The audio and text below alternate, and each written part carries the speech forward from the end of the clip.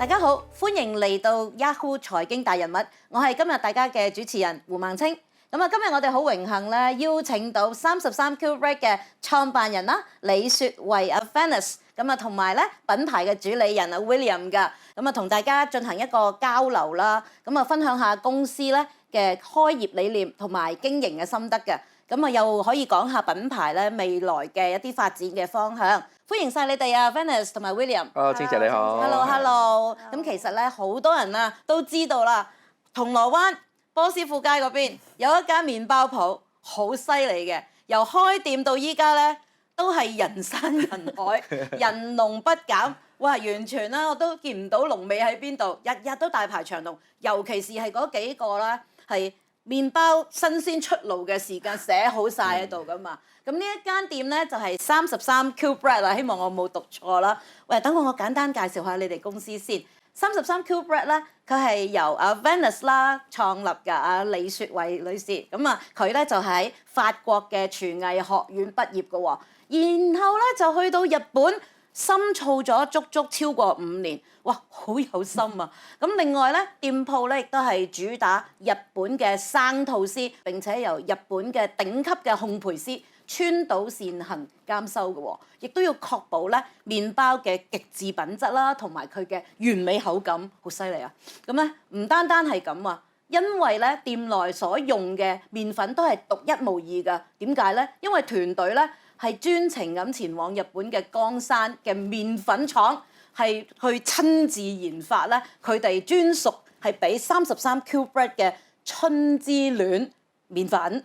咁咧呢一項真係好匠心獨運嘅細節咧，係令到呢間麵包店啦，可以話係我覺得係真係全港獨一無二，可以真係哇出埋個心出嚟去做麵包嘅，好獨一無二，好特別啊！咁啊 Venus， 我都想問下你先，你當初創立啦33Q Bread， 究竟係個靈感啦嚟自乜嘢咧？咁當我學完麵包之後，我覺得哇，原來係唔係淨係飽肚咁簡單嘅，即係其實裡面包含咗好多學問喺度。所以翻到嚟香港嘅時候，就好多朋友都建議我話，不如你去開鋪啊！咁我當時從來冇諗過，因為我覺得我成日好怕嘅嘢係，當我自己一個興趣變成職業嘅時候，我驚我會怕咗。點樣即係由零開始嘅時候，點樣打響個品牌咧？中間唔會完全冇困難冇挑戰㗎嘛？有好大挑戰，即係就係當初我點解話覺得我好怕去做生意，就因為我覺得我嘅壓力會好大，就會影響咗我做嘅嘢嘅心情。我好想俾到一啲好好食嘅人嘅同人 share， 其實我係最想嘅呢樣嘢。咁 that's why 點解我將呢個咁好食嘅吐司帶嚟香港，就係其中一個諗法。因為我識咗川島善行老師啦，咁佢令到我明白到一個麵包，就算一個好簡單、毫無裝飾之下嘅方包都可以咁好食。咁就因為呢一樣嘢元素，令到我將佢嚟咗香港，帶到嚟香港，就係我其實好想同人 share。咁我從來冇諗過我要做好大定係做間小店，我從來冇諗過，係只係我 share 俾朋友食嘅時候，佢哋提議我呢樣嘢，咁我就諗，唉，好唔好試咧？好唔好試咧？但係真係我覺得，我真係喺香港咧，暫時係即係可能係每個人嘅口味唔一樣。咁我覺得香港做唔做到咧？有冇可能做到呢件事，可以等多啲人可以認識到究竟日本嘅麵包係可以有幾好食？我哋點解可以做到？因為我哋係完全冇添加啦。冇任何化學嘅嘢擺喺個麵包度，但係我哋都可以保持個軟熟度，可以常溫。如果喺日本咧，天氣比較乾燥，就3日都唔會硬唔會乾。如果香港咁，香港咧2日都仲可以係保持得個濕度好，入邊係唔會老化嘅個麵包。咁就係在於我哋嗰個做嘅方法，我哋全部都係用時間去做嘅個麵包。我哋要10幾個鐘頭嘅發酵時間，打麵我哋比人哋一般嘅打麵團嘅時間double咗，所有都係用時間去做，所以其實要食到好嘅係需要時間同埋好嘅材料，同埋香港係比較偏向西式麵包同港式麵包為主，所以我哋難揾師傅嘅喺香港，因為當我哋嘅日本師傅嚟到同我哋開店嘅時候，佢都覺得係會難，因為佢哋嘅要求嘅精準度咧係唔係每一個師傅都可以接受到。好開心就係啲師傅都好努力。真係大家好用心啊！其實因為我點解頭先咁講話好多我哋香港都係普遍西式麵包港式麵包？要吞嗰班師傅難度冇錯，呢個係最難。咁但係佢哋好願意去嘗試，咁我所以好開心有佢哋加入咗我哋團隊。從阿 Venice 咧啱啱提及到佢創辦33 Cube Bread 啦個心路歷程啦，我都感受到咧你對食物啦，對尤其是麵包嗰份愛意。咁呢份愛可以去到幾盡咧？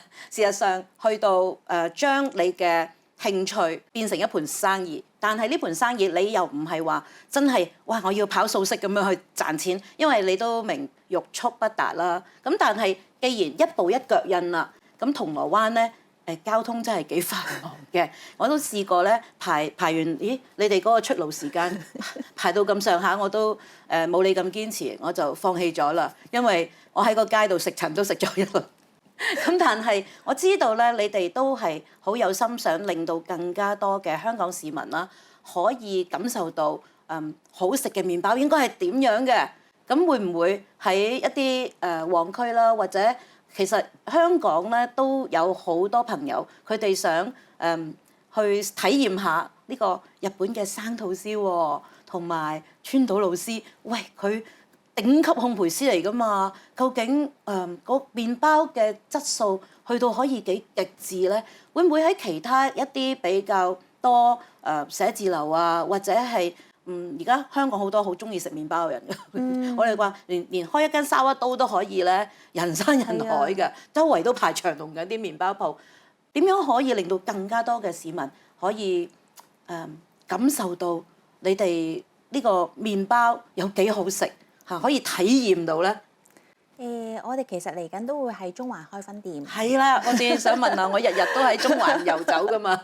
係啊，因為最初係本身冇諗住咁快會開第二間嘅，係因為真係好開心。我自己最開心嘅一樣就係好多客翻嚟同我講：你哋會唔會喺第度再開啊？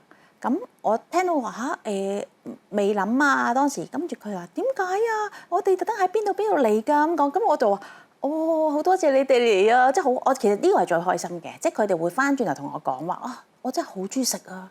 咁我先有去諗第二樣嘢啦。咁就所以咁啱喺早一排嘅時段啦，咁就有一個，因為我哋揾鋪都難嘅，因為我哋全部個廚房都喺入邊，喺個門店入邊。咁所以變咗嘅，我哋要用嘅電啦，所有嘅嘢都要特別係個 double 嘅。咁我哋就好難先揾到一個鋪嘅，其實好好彩啦，真係又俾我哋揾到一個又啱我哋電力啦，即係個大地方嘅大細又啱啱好嘅。即係天時地利人和。係，咁就揾到個比較合適嘅鋪頭，咁所以我哋就會即將喺中環開分店嘅。哇！太開心啦，找到了啊！係冇錯，期待。因為始終我哋真係會主張每一間店鋪都係自己嘅廚房，就唔會諗中央廚房啦。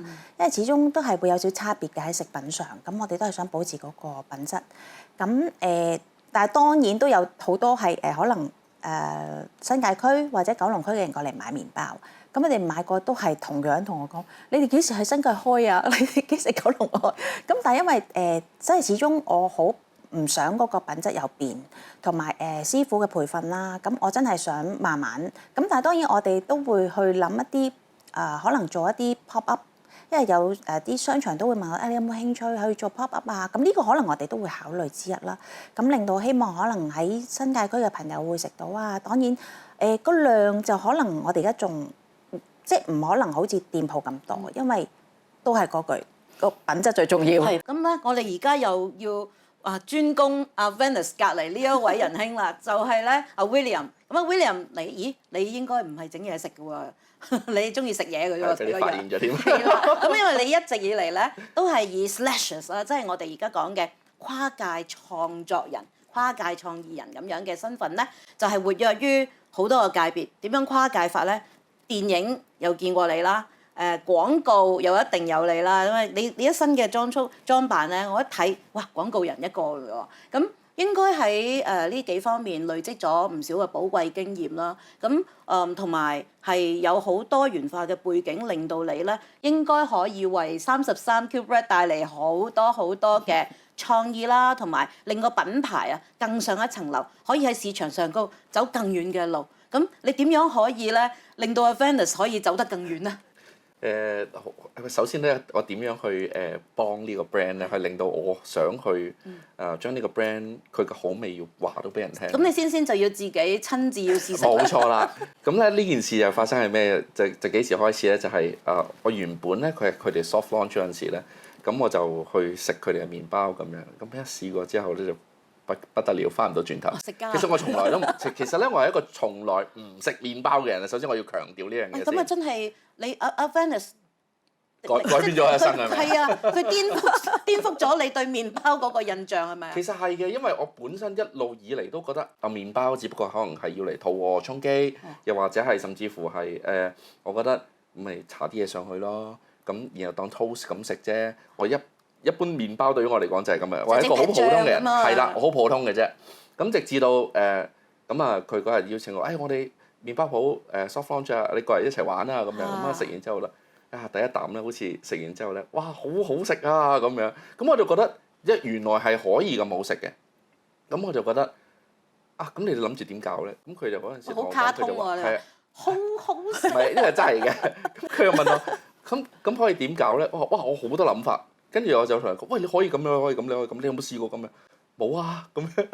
咁跟住之後你話，咁點咧？佢話你嚟試下啦，可唔可以幫下我哋手咁樣？我哋喺度一路係咁傾緊嘅時候，我就喺度諗緊，不如咁樣啦，我哋可以試一啲好多唔同嘅包，除咗而家本身你哋一啲常規嘅款式之中，我哋會唔會出特別嘅包咧？咁我哋就諗咗一樣嘢好得意嘅，就每一個月我哋會有盲盒嘅包出現嘅。咁我哋就係話每一個月我哋會兩款，我哋會即刻諗出嚟做一款乜嘢嗰日嘅期間限定，淨係賣100個嘅啫。果然係 IP 嘅達人啊嚇！跟住之後咧，盲盒都俾你諗啊！跟住之後咧就呢個盒我哋係通常呢個包我哋會前幾日我哋先會喺 IG 我哋會講出嚟嘅咁樣。咁每一個節日我哋又會做啦，母親節我哋又會有啊咁樣。咁所以變咗我哋好中意為呢一樣嘢去諗一啲新嘢出嚟。我哋一齊諗一啲嘢，咁同埋我哋有時我哋會一齊 R&D 嘅。咁阿川島老師啊 Venus 啊，咁我啦，咁我哋喺廚房通常同埋我哋嘅即係主要嘅麵包師傅啦，咁我哋一齊會傾，發揮個創意。係啦，可以大家 brainstorm 揼橋出嚟。咁我就話喂，不如咁啊，我又咁中意飲 whisky，亦都有自己嘅 whisky，咁點解唔去做一個 whisky 嘅 croissant 咧？咁樣，咁大家都冇諗過呢樣嘢喎。哇 whisky croissant 咁樣，即係點樣啊？做到嘅咩？係啦，冇錯啦，做到嘅咩？做到，真係得嘅。食麵包都會醉嘅喎咁。係啦，呢個好多可能性。呢個期間限定嘅一個呢一隻麵包。真係諗唔到喎。係啊，咁因為川島老師又係好中意飲 whisky，咁我哋兩個就可能係好多 brainstorm 啦。咁就點樣做呢一個包？咁啊研發咗1個禮拜，咁就呢個包就真係出咗嚟啦。咁樣無論佢加 whisky 或者佢唔加 whisky，佢個味道都吸引咗好多唔同嘅觀眾。咁亦都因為呢件事，大家會覺得哇，原來33嘅麵包係好多元化嚇，我哋有甜，我哋有鹹，我哋有酒嘅嚇，我哋亦都有啲係好有咬口嘅麵包，我哋乜嘢類型都有。咁好開心咧，今日可以聽到阿 Venice 啦同埋 William 啦分享佢哋對33Q Bread 嘅理念啦，同埋背後嘅故事啊。咁啊，同埋聽完之後咧，我覺得由最初嘅靈感啦，到對品質嘅堅持啦，對品牌嘅重視啦，每一塊麵包都承載住匠心同埋創新㗎。喺呢度祝福33Q Bread 同埋兩位啦，喺香港嘅餐飲市場可以繼續發光發亮發揚光大，令到更加多嘅市民咧可以食到你哋嘅味道同埋心意啊！咁多謝大家收睇我哋今集嘅 Yahoo 財經大人物，下次見。仲有一樣嘢喎，有彩蛋。係啊，有彩蛋嘅，就係嚟緊咧，因為我哋都會同 Yahoo 啦，都會再聯成多一次啦。咁如果你作為一個 Yahoo 嘅 members 啦，咁其實就會有一個福利啦，我哋可以派福利啦。咁但係至於係咩福利咧？咁我哋遲啲會公佈嘅，係啦。咁所以大家 Yahoo 嘅觀眾啦，咁 stay tuned 係啦。